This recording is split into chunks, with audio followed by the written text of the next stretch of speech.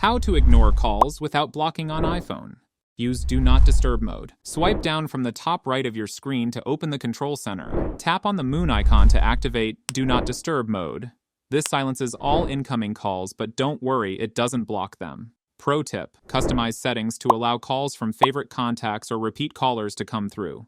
Silent unknown numbers. On your iPhone. On Settings app.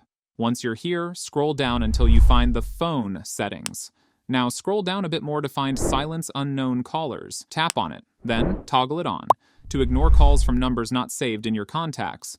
With this setting on, calls from unknown numbers go straight to voicemail. Use airplane mode. Go to the control center. Enable airplane mode to temporarily cut off all network connections. It's a great way to pause all disturbances without any permanent blocks. Set custom ringtone for specific contacts. Go to Contacts.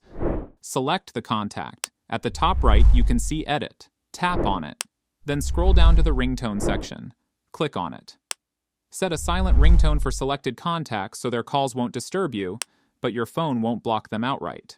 Pro tip: you can create and use a silent ringtone for ultimate peace. To know how to do it, click here.